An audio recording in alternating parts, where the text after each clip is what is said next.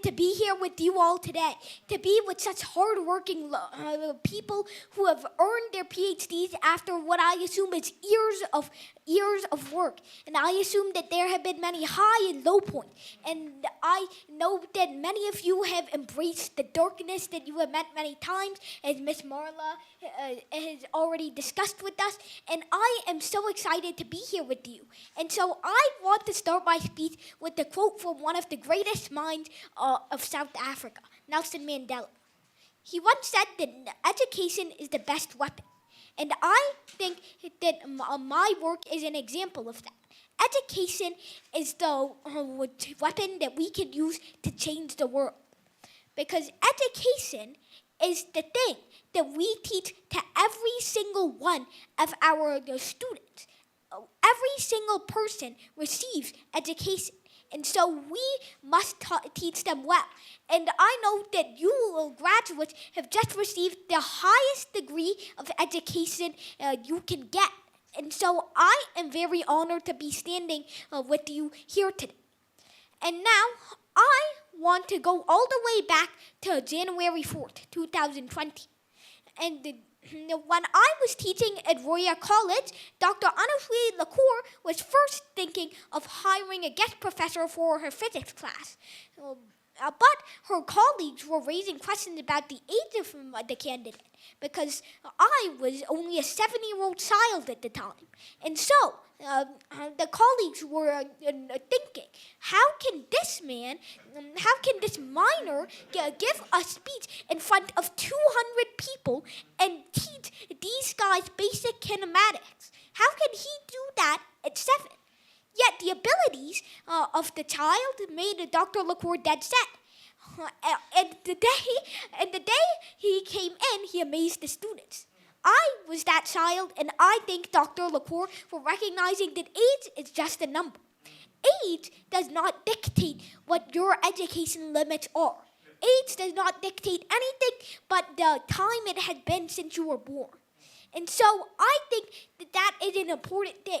It does not tackle your social status. It does not tackle how much skill or education or thought you have. But however, we are so used to it being that way that we think of it as that in our schools, in our homes, and in our systems. And we need to change that. And first, we need to look at how our education is failing our students in general. Our education is currently failing our students, not only in terms of giving them a sense of peace, a sense of empathy, to give them love, to tell them that love is the best thing, to encourage love and peace and respect for one another in the community. We do not engage that, but our education is also fundamentally broken. At the fundamentals, it is broken because we do not teach our students the art of being creative. We do not teach our students being imaginative. We do not teach our students imagination. And so we need to reform our schools. We need to reform our system. And we need to add 2 things to it: love, peace, empathy, and imagination. Because if we do not add empathy to our systems, then people will use our education, the tools that we have given them, our technology and our discovery, to engineer brutality. It has already been done for the past few decades. We have engineered nuclear bombs, viruses that can completely destroy one's life. And we have discovered weapons that could completely end the entire world if just a few of them are fired. And so, now is the crossing point. Now is a time more than ever that we must decide to love one another, and we must decide to teach empathy in our schools, in our homes, and in our businesses. Because we must teach empathy and love for one another if we do not want brutality to continue any further. And our education is also fundamentally broken with imagination. We must teach our students creativity. We must teach them how to think creatively, how to connect ideas in ways that they have never thought of before, how to make inferences, and how to think and create new ideas from old ones. and connect them in ways that have never been fathomed before. We need that kind of thing, and we need it now, so we can have better students and better workers. We need a better world. And so we need these kinds of things. We need a better education system. And so I call this educational reform adding imagination and love. I call it Manish, named after my new book of the same name. And I think that I must start this speech with some tradition before I dive into what I think Manish should include. First, I would like to thank not only the Honorable President for inviting me. I am very honored to be here. But I would also like to thank Honorable Executive Chairman Professor Ben Anderson and Honorable Executive Dean Professor H.B. Klopper for inviting me here. And more importantly, I am very grateful for them. And I am very grateful that they have given me the Da Vinci Laureate Award. And I feel that there are people so much more experienced than me that I am speaking to right now in the crowd. People who have earned their Ph.Ds after years of work. People who have worked on their Ph.Ds longer than I've been alive. And so I am very honored to be here among all these honorable and among such talented guests. And so I would first like to start this speech by congratulating all the Ph.D. graduates who have just earned their highest degree in their respective field for education. And so I also am very grateful to the Da Vinci Institute for giving me such a warm welcome, for giving me such warm smiles and handshakes, for giving me such a warm welcome to such a great nation. And I am so honored to be at such a prestigious institution. And so I would like to start by underlining what education is at its basis. Education is in many branches. Education can be history, art, math and science, engineering, medicine, even business and technology, as you people who have just earned your graduates, your PhDs for. And so I am very honored to be here, and I think that education, talking about it, is a big subject, especially when it comes to people who have received their highest degree in education. So education, there are many subjects that are educational, and I don't think that you should force your child to go down one of these paths. You should not force your child to be somebody you want them to be. You should allow your child to choose their own future, choose who they want to be, and find their own passion. I think you should allow your child to at least be exposed to every single topic that you can at least afford. Math and science, politics, or business, or whatever. If they fall in love with a passion, it is theirs. They have found their hidden love, their hidden talent. And I believe that every single child is born with a hidden talent, whether that it be math or science or not. And so I think that this hidden talent needs to be nurtured. And there are probably millions like me all around the world. I think it's a wonder how none of them have received the Laureate Award yet. On second thought, it's probably because they aren't being nurtured. They and their talents are not being nurtured. They are not being revealed. Instead, their talent is wasted, and sometimes it is even an issue with discrimination, racially or sexually. And so I think that this kind of thing should not be done. We should allow our children to be exposed to every single subject and to be able to find their own passion, to find what they love, their own subject. I personally fell in love with math and science on my second birthday. When I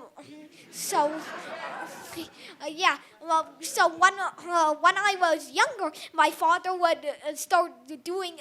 My father was a security guard, but he was also a math student, and so he would be writing down all these equations in the same room that my crib was. And well, I don't think he thought it was a bad idea, but But he started doing that, and when I was seeing him doing that, I was so fascinated by that magic trail coming out of his chalk. What do these symbols mean? One day, can I learn their meaning? What could those mean, and can they have an effect on the world? I was thinking about those symbols like all day long, and one day I hobbled up enough courage to start copying down the symbols, and I even started hoarding the chalk that my father had under the bed so I could use it from time to time. And so I was really fascinated, and one day my father caught my fascination with all these symbols and how creative you needed to be, and I was really interested in just playing with numbers, being creative, being imaginative, and just doing the playing with these kind of symbols and stuff. And so I was very interested in doing that kind of thing. But our students are not interested in that kind of thing because we don't present math and science to them that way.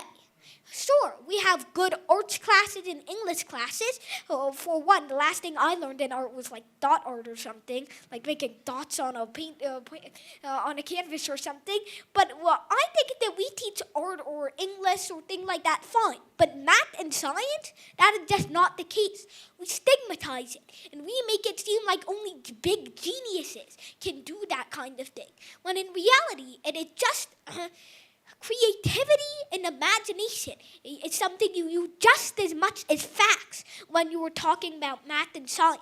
You have gotten so many equations, so many ideas, like recursive equations and whatnot, from just ideas, thinking, being imaginative. We thought of the idea of infinity. We didn't just see it in our world because there was nothing to be seen that is infinite in our world. We thought of it. We imagined it. We were able to make that observation, and eventually so many things stemmed out of it, like recursive systems and whatnot. And so I think that math and science is just as much creativity and imagination as it is all the facts and boring equations. And so creativity, observation, and imagination are three things that you need when you are talking about things like math and science. But schools don't present it that way. Schools present it so you need one thing, memorization. What happens is the school teaches you these equations without any context, then you memorize them, and then you forget them 5 minutes after you receive your test score and you find out it was an F. So the thing is, that is just not how we want things to work in math and science. We cannot have it just a field of memorization because that is not the case. In fact, it's quite the opposite. It is not sticking to the same old principles and rules, but rather the pursuit of knowledge, trying to discover something new. And in fact, trying to amend our old rules if we find a mistake in them. And that is what our schools should be teaching. I find that the pursuit of knowledge is much more fun than somebody just telling the lesson plan to your face. It's so not tell. We use it all the time in writing, but why don't we use it in math and science at all? I think that that's a very important thing, to let your students discover, to let your students be creative. And in fact, maybe they will discover something new if they experiment long enough. So this kind of thing is what we need.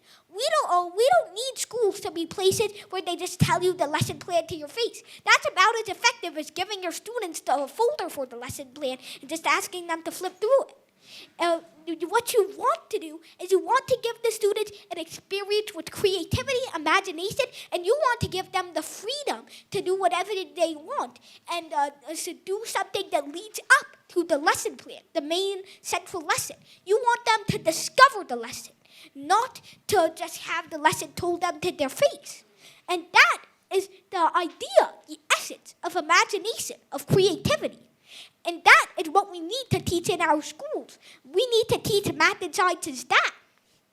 Now, I think that that is extremely important. But we also must teach another central, pivotal thing in our schools. The art, the idea, the central idea of empathy, of love, of things like that. We must have love for one another, and we must recognize each other as humans. Once we recognize each other as equal humans, there will be no such thing as monsters. There will be no such thing as people killing others for their own beliefs, for their own religion. And unfortunately, in my religion, Islam, there are also many terrorist groups emerging. These groups have recently been ravaging the world and killing many others for their own gain, or because those others didn't have the same beliefs, the same ideas as them. But we must learn to recognize one another and realize that others have different beliefs, different ideas. And when we embrace that side of ourselves, when we embrace that we are all different, that we are all unique, and we have different unique ideas, that is the art of empathy. Both empathy and sympathy. You must understand others from either your own perspective or their perspective. That is very important. You must understand what others are thinking, what others are feeling. You must understand others' beliefs. And only then will we get a world without terrorism, a world where people think of another having a different belief as something so criminal that you have to kill them or shoot them in the head for it. And so I think that is a very important principle, having empathy for one another. But unfortunately, we just don't teach that in schools. In our schools, we forget to teach empathy and peace. We forget to teach people and encourage the peace between all others. And we forget to at least say that religion or division of belief does not mean that you're going to kill each other or duel or shoot each other just because you have different beliefs. In schools, they must teach empathy. They must educate us about empathy. And so, I think that is an extremely important thing that we just don't get in education. And that is why we have war, we have brutality, and we have terrorism. Because we do not teach empathy for one another, and we do not teach love for one another. And you might say, what about resource wars? People just engage in war to get resources sometimes. Well, with enough technological advancement, resources will be in abundance. So there will be no need for wars such as that. And so we don't need war. We must leave war behind.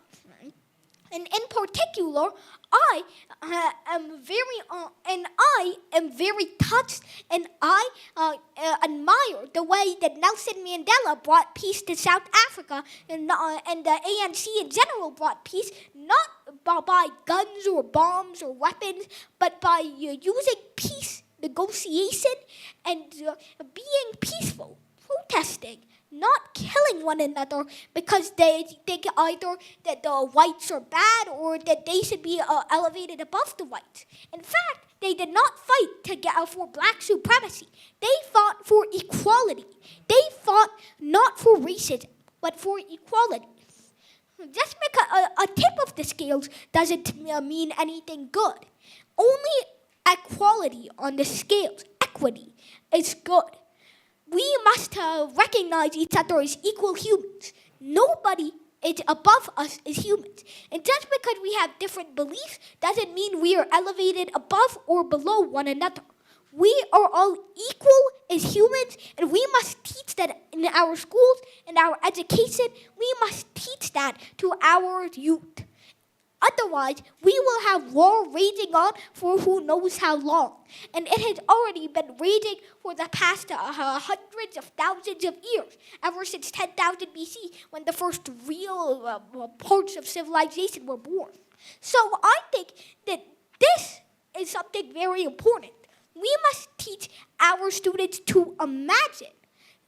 And in fact, I have a very great example from one of my favorite educators. Sir Ken Robinson was a very good man. He was an educator, a British speaker, and an advisor to governments on how, an advisor on leaders on how to educate youth. And he once made this joke where he visited this classroom, And there was this teacher who said, hey, class, draw something. And so the students decided to draw it. There was this one little girl in the pack, and she wasn't really a person who paid attention most of the time, but now she was really, real focused on her drawing. And so the teacher went over to her and noticed that and asked her, what are you drawing? And the little girl said, I'm drawing God. And then the teacher said, but we don't know what God looks like. How should you imagine God? And then the girl said, well, they might not know now, but they will in a minute. And so the thing is, the teacher, not only is the teacher being kind of rude to the little girl, but the teacher is also failing to nurture the girl's imagination. Just because a teacher can't imagine something doesn't mean a student should be bound to their constraints. Just because a teacher doesn't have the amount of creativity needed for a subject doesn't mean a student should be modeled to be just like the teacher. Doesn't mean a student should be bound to the lesson plan. I, for one, think that students should be able to have just as much control over the lesson, what's being taught in the lesson plan as teachers do. Unless what's being taught in the lesson, what the students want in the lesson plan is vulgar or something, we want our students to be able to give feedback on our lessons, to be able to show teachers either they need help or they want to move forward on a concept, or they want to show others a new concept that maybe the teacher didn't want to think about, or the teacher didn't have time for, or they think that it's really insightful that the teacher didn't that forgot. And so we need our students to give feedback on our lesson plans, and we also need our students to be able to imagine, to be able to be creative, even when our teachers are not as creative or not as passionate. But that is another thing, because most of our teachers are not passionate nowadays. Why? Well, because they were passionate. But now, either corrupt education systems have sucked it all out of them, or they just don't have the capacity to be creative or the passion for teaching anymore. Maybe because teaching is a kind of a really tough job. But the thing is, we need very passionate teachers. When your student is ready to learn, you need to be ready to teach. You need to be a good teacher for your student. And many teachers use excuses that their student is not doing good. When in reality, they are the ones not nurturing their students' creativity, not nurturing their imagination. And I feel that is one of the most important things. And so that is what I think that education needs. It needs reform. Now, the thing is, many people don't know what to reform it with. The easy part is knowing that education is crap. The hard part is knowing what to replace it with. So, I think that we should not replace it, but reform it. We need to change our education system. We need to tell the world that empathy, love, and equality for one another is the best thing. And we need to also fundamentally fix our education, because we do not allow our students to imagine. We must give our students the ability to create. The reason why we are getting less and less breakthroughs each year is because our students are failing to imagine. And that's not the student's fault. It's because the school doesn't teach them to. We need to teach our students to be able to imagine, to look in even the darkest places, the places where where they think they might not be anything, and connect even the wildest of ideas in ways that seem unfathomable, but may turn out to be a breakthrough in the future.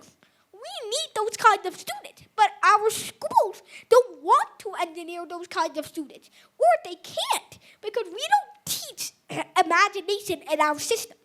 So, we need to reform education with two things. We need empathy and we need imagination. And we need it now more than ever.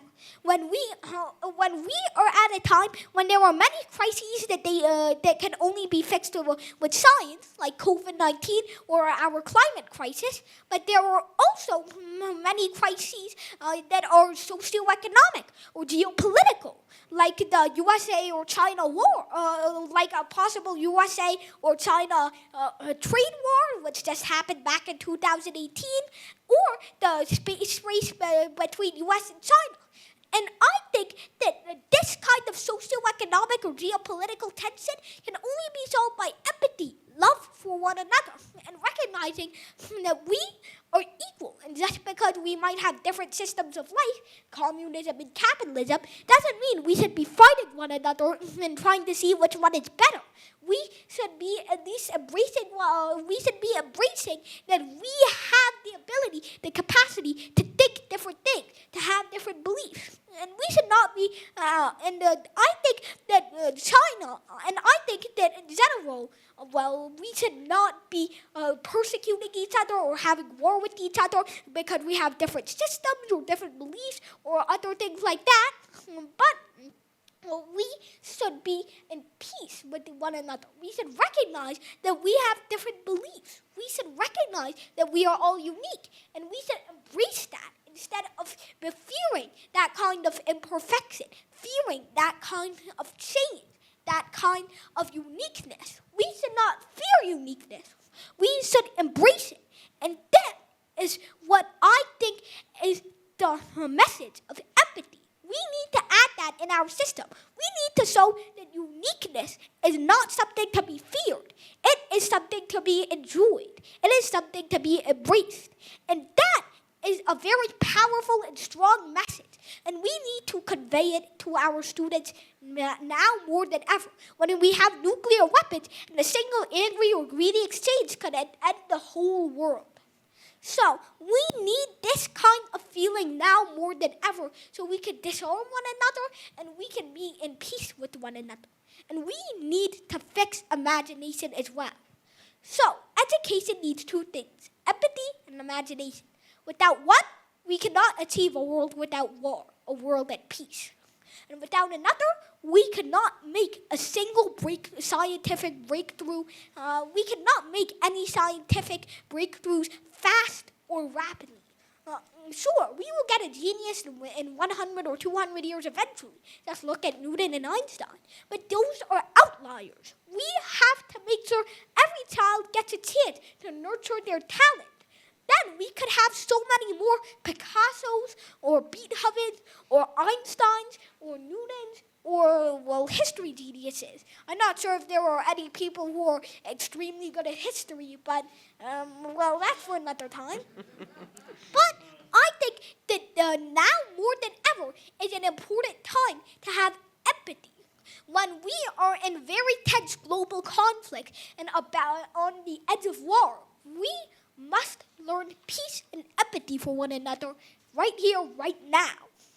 And so we must also give our children the chance to make a breakthrough, to make a difference in our world, to make sure that our world can be different. And so to make sure that every child can make a change and get a quality education. That is one of the most important things in our world. We need to make change. We need to do it now. And so I think that my reform monies is a reform that needs to take place at least in the recent future. We need this reform now because otherwise our world will be at war and our world will be dying because we will not be able to make another breakthrough. We will have to live through the crises that can only be solved with science because it is our fault that we do not get to any creative minds because of our education system. We need to make this reform now because we are on the tipping edge and we are about to fall off a cliff that has a long way down. And so we need this parachute right now. And so I think that this is the best way for education. We need to reform education and we need it now. And so that is why I think that education should be reformed.